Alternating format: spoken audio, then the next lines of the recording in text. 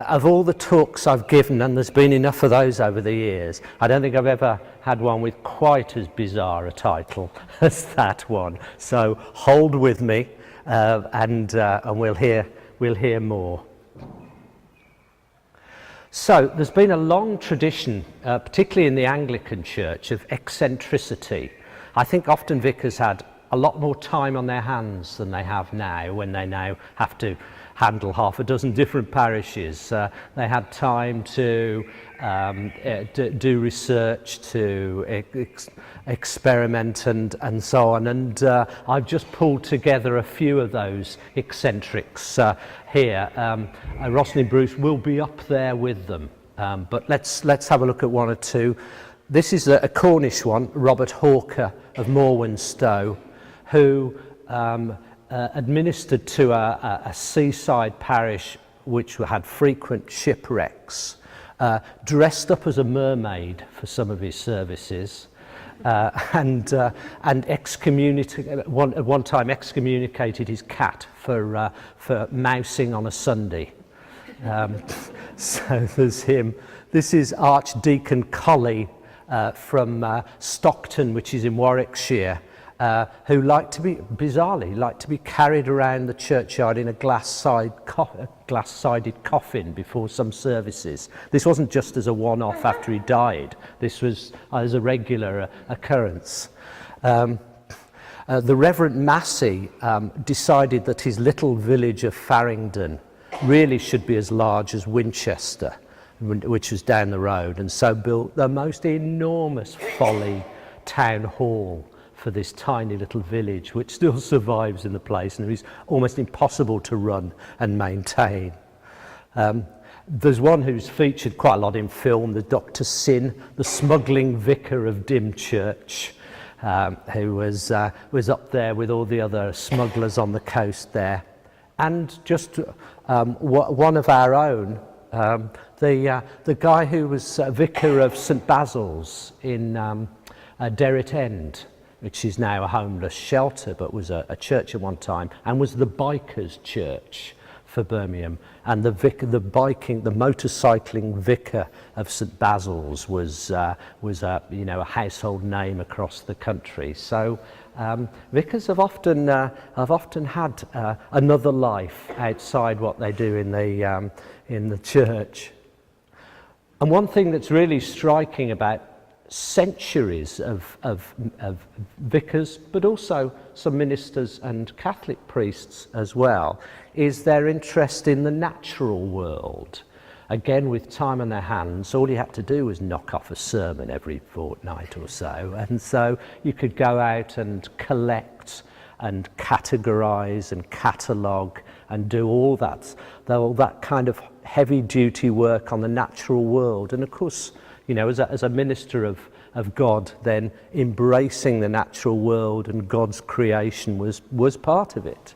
So just a few of those. Gilbert White, I suppose, is the most famous, who was the vicar down in Selborne in Dorset, who produced his bestseller and still in print book about the natural history of the area around his parish. Leonard Jenkins of Swaffham Bulbeck, which is in Cambridgeshire, was the guy who was this is him. Was I can use the pointer, can't I? Was originally given the gig on the Beagle. Was given the offer to go on the Beagle instead of before Darwin took it on, and in the end turned it down and recommended his friend Charles Darwin instead, who went on the Beagle and of course changed science as we know it. But recently Jenkins' diaries, his natural diaries and observations, have been published and are incredibly detailed, and you know, alongside Darwin. This is Darwin's box, for instance, where he collected many of his beetles. And of course, Darwin was also due to become a minister in the Anglican Church, and in the end didn't. But that was the intention, and certainly had all the credentials once he started collecting that lot. Francis Kilvert of Herefordshire was a great writer and observer of the world of Herefordshire and the Welsh borderlands and the life of of nature in his parishes in that area, and his diaries have also never been out of print, I don't think, since they were first published. And just to widen it theologically, briefly, of course, the chap who's effectively the founder of the study of genetics was a German Catholic priest, Gregor Mendel. And while we're at it, let's stay in Birmingham and cross the theological divide to the Unitarians, who were very much about embracing nature. And this is Joseph Priestley, whose observations of nature and his chemistry and his experiments and his testing of how the world works is part of what creates the lunar society and our modern world. So you don't have to get on a bike to be an eccentric vicar. You do kind of heavy duty and of research as well.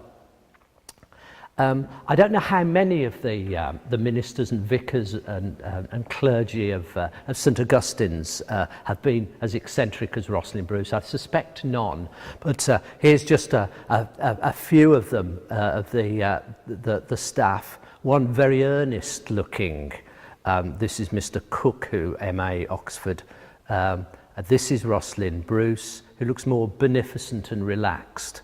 I think we've got the two extremes of the Anglican Church here. The one very earnest, the other a bit more relaxed about life.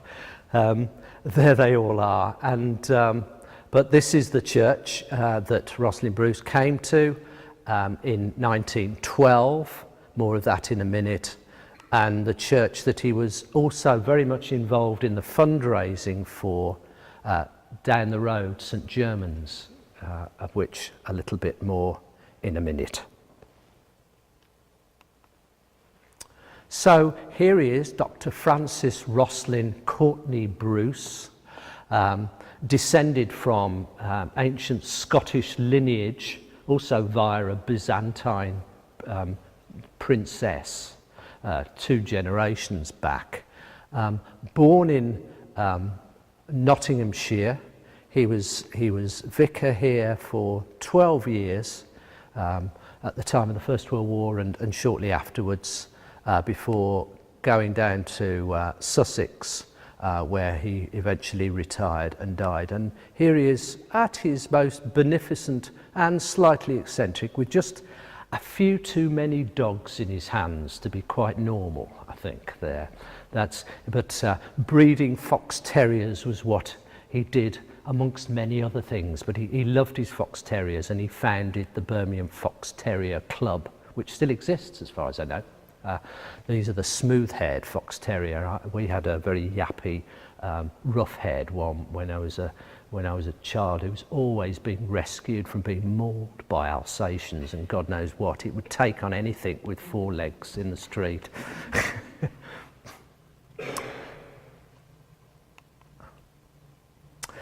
The family is interesting, the Bruce family, and here they are. It was Roslin was the 7th son of his parents' marriage, but perhaps the most interesting one was his sister, Kathleen Scott, who was Kathleen Bruce, née Bruce, who was a sculptor, a really important early 20th century sculptor, but tends to be remembered as the wife of Captain Robert Falcon Scott of the Antarctic.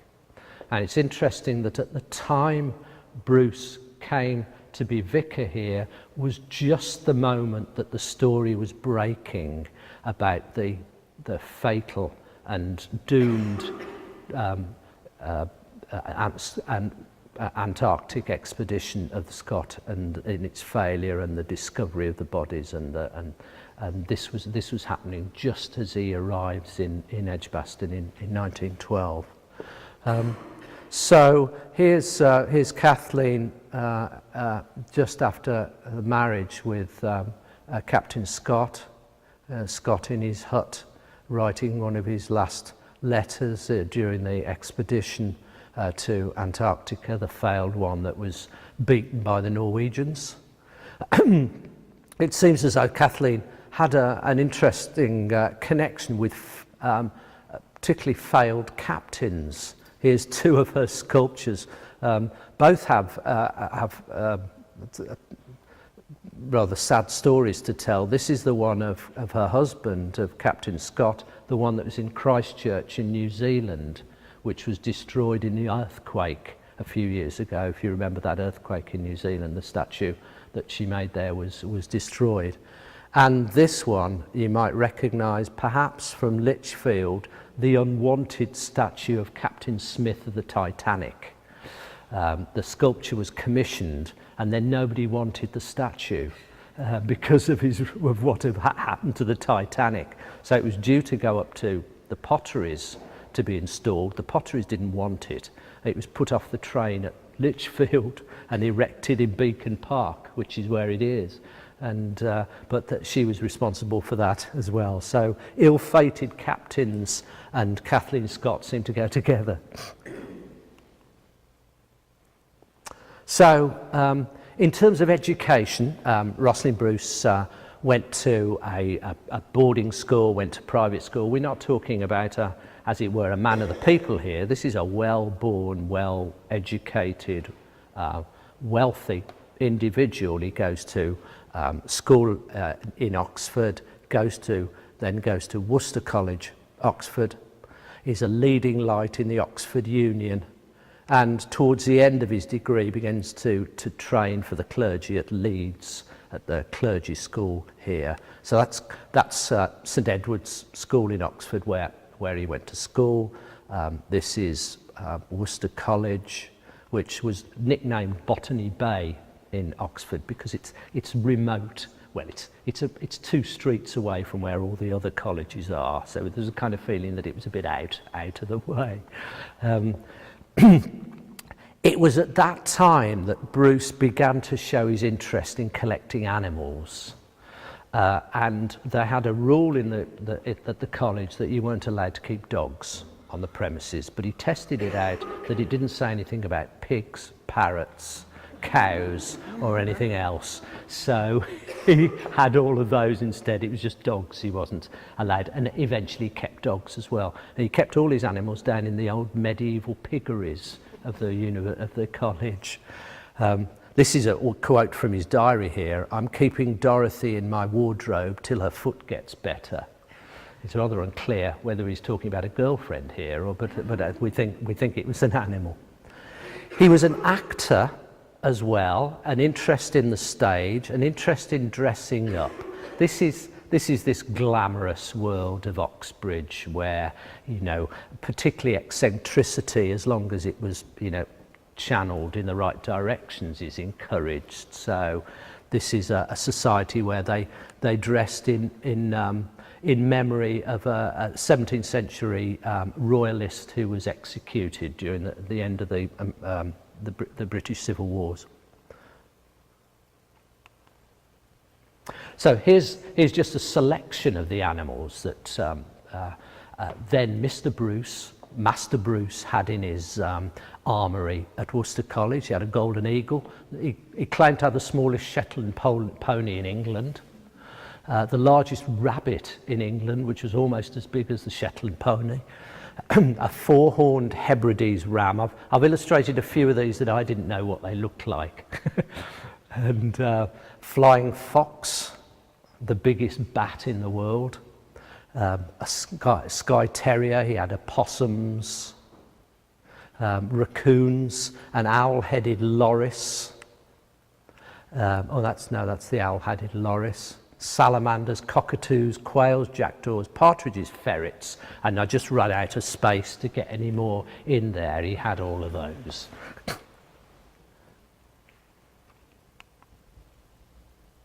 It was probably about that time that Bruce had his first brush with Birmingham. He came to Birmingham to appear in a debate for the Oxford Union. The Oxford Union took on the Edgbaston Debating Society. It's now the Birmingham and Edgbaston Debating Society, but it's one of the oldest in Britain, and it was based in the old assembly rooms on the Hagley Road normally, but for this prestigious away match, as it were, against the Oxford Union, they met at the Grand Hotel and debated. And I think in the team, I've not absolutely got proof of this, but that in Bruce's team, he was a kind of leader of it, was Hilaire Belloc, who went to school in Birmingham, the poet, Catholic, and who was a sort of rival of Bruce's. They were always taking on each other in debates in the Oxford Union. Very chalk and cheese in theological terms, and of course Belloc became a great comic poet. I grew up with Belloc's poetry. The chief defect of Henry King was eating little bits of string. Do you know those cautionary verses?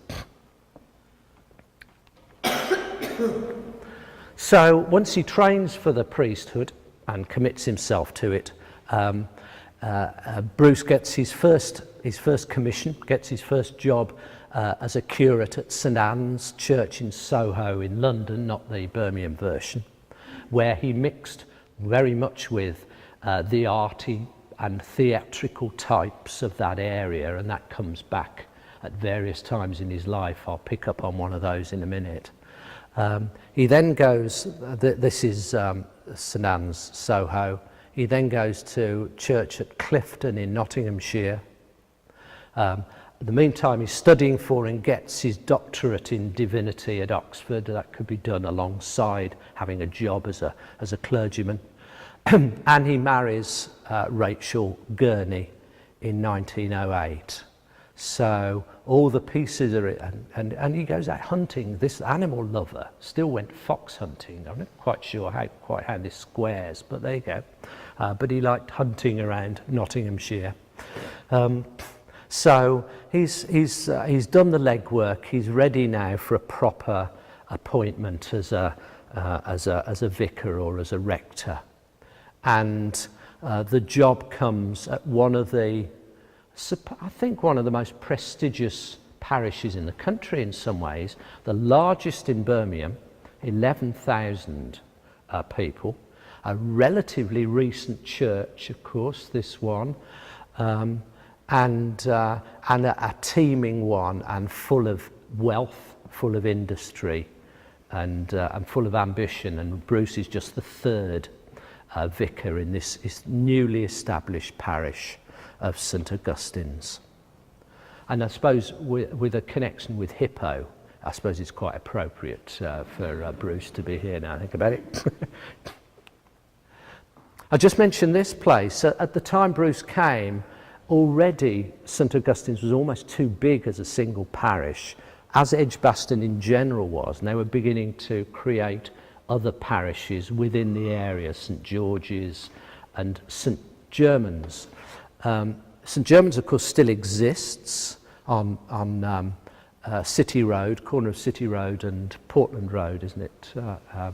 And I've never been in that church, actually. I've been past it often. But one of the land had been given by the Gillett family, the great 19th century pen makers, the Joseph Gillett had made a millionaire in making pen nibs and had left land and a fortune to his family, and they'd left money both for this place and for St Germans at the creation of a new church, but not for the building of it. So a lot of fundraising took place immediately that Bruce arrived to raise money to build this new church, and he put on, not surprisingly, a circus at Bingley Hall to raise some of the money. What I thought was really interesting is that name, and the donors were very insistent on this name. And of course, this is right at the beginning of the First World War. Now, that's a rather tricky name for a church or a saint, given that we're at war with the Germains, as it were. And there was a lot of nervous reaction and a lot of negotiation about whether this name could be shelved, got rid of, repronounced. They tried to repronounce it in a Cornish accent, which lost the G, in order to get over the problem that there was such strong anti-German feeling, and here was a church being named after them. So I thought that's an interesting sort of sideline to the whole affair. Well, once he arrives, Rosslyn Bruce characteristically throws himself into life in the community. He's a chaplain in the TA, chaplain to the local Masonic Lodge. He's a founder member of the Birmingham Rotary Club. He's involved in the running of Edgbaston High School for Girls. He's chair of a new zoo committee of the nearby botanical gardens, which has got this idea, rather than just having plants, that they would actually have a little zoo there. I think the idea eventually migrates to Cannon Hill, but originally the zoo is at the botanical gardens, and Bruce donates many of his animals for this little collection, including, most famously, Gladly, the cross-eyed bear. You have to kind of play it in your head to hear the sound of it, really. But I don't know if it was really cross-eyed or not. That's my picture of it. But the bear at the zoo was certainly called Gladly, and it happens to connect with a hymn. And of course, as I mentioned earlier on, he founds the Birmingham Fox Terrier Club. So here's a man at the heart of the community and life in Edgbaston. Most of the children, even though they're only, the Bruces are only in Birmingham in Edgbaston for 12 years, most of their children were born here, as you can see, or at least quite a few of them were. There are 5, and I think there's almost there's a slight disturbing sort of crossword puzzle element about this. You'll notice that those are very unusual first names of children. He and his wife Rachel decided that all the names of their children should have an L in it for his name, the L as in for her name, the L as in Rachel. There should be an R because of the R in his name. They should each have 6 letters, and they should have a unique element. And they came up with Merlin as the first one, and then the others kind of followed from it, and it became a kind of anagram search with each new child. It's almost like naming pets. I mean, it seems very, very odd, really. But anyway, that's what they did, and they all lived happily ever after, and Verily became a writer and wrote a biography of her father in later life. This is Verily, in fact, or not. The first 3 children, Merlin, Ralu and Errol, are in this picture taken in Edgbaston. Verily hasn't quite been born yet, so they put a doll in there to represent her. And here's the family in later life gathered round Rosslyn himself after they moved down to Sussex. War had broken out, of course, very soon after Bruce's arrival in Edgbaston, and it's interesting. I've been involved in a lot to do with the First World War because of a project I'm involved in for the next 3 years, and it's interesting to see how different vicars, how different churches react to the war and how they engage with it. And I was doing some work not so long back about this guy. Went to see a little exhibition on him in Worcester Cathedral, Woodbine Willie, whose mission in the war was to he became a chaplain, went to the front and handed out prayer books and fags to the soldiers as they passed through from Britain down to the trenches. And very much a vicar of the people was Woodbine Willie. Bruce is a very different character in a very different background, and it's an interesting contrast across the country as to how these guys react to what's happening, what's demanded of them in this extraordinary world of 5 years that they lived in the Great War.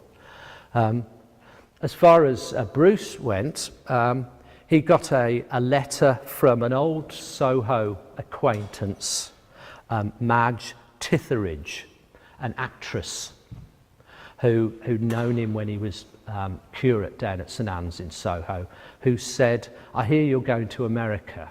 And he was going to America to soft talk the Americans about, if not entering the war, at least appreciating the hardship that Britain was enduring in 1914, 15 and into early 16, in a sense to try and tempt America into the war, but in a non-diplomatic way. So Bruce was off to America.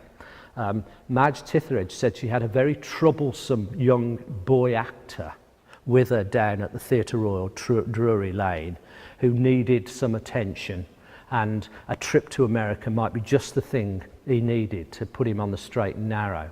He was Noel Coward. And Noel Coward then came to live with the Bruces in Manor Road in Edgbaston, caused chaos in the neighbourhood, coming home dressed as a woman, wearing lipstick, digging up the garden to put in potatoes for part of the war effort, generally playing the piano at 2 in the morning, causing mayhem in quiet St Augustine's. But going to America definitely helped. While they were there, they had some prestigious meetings. They met the former president, Theodore Roosevelt, to talk about America's involvement in the war. But in a sense, all that preparation to tempt America into more involvement became unnecessary because the Lusitania was sunk and America entered the war anyway in 1917 without Bruce and Noel Coward having to be involved. And at the end of that war, Bruce was very much involved in the commissioning of a war memorial, which again is very different in different churches, but there isn't a much more ecumenical memorial than that one outside this church. Not overtly Christian, and in a sense that's right, because the people on it that it commemorates weren't all Christians, and in fact he collected door by door in the area, including many of the wealthy Jews who lived in the area, who generally weren't fussed if he wanted a cross on the memorial, but he didn't do it, and there was quite a strong argument with the local diocese about the nature of that memorial. It's not the only one, of course, in the church, in or around the church. There's another one commemorating particular individuals, but it's worth a look to see how somebody with a much wider view of Christianity and sort of sacrifice took memorialisation. So we're nearly at the end, really. I didn't want to follow it right down to the end of Bruce's life because we're waving goodbye to him at this point. In 1923, after, as I say, 12 years in Edgbaston, he takes on a new appointment at Hurstmonceau down in Sussex, and moves his menagerie and his children and his wife and his eccentricities and his enormous energies down to Sussex for the rest of his life. And he never really runs out of energy until he dies, although he does semi-retire. But he continues to breed his fox terriers, and also breeds his green mice. I mentioned that right at the beginning. I had a very lurid slide of them. Here's the connection with sort of Mendel and genetics, really, which was putting together characteristics of mice in order to produce mice that are of a striking colour or variety. So all part of engaging with God's world and perhaps tweaking it a little bit along the way. There we are. Thank you.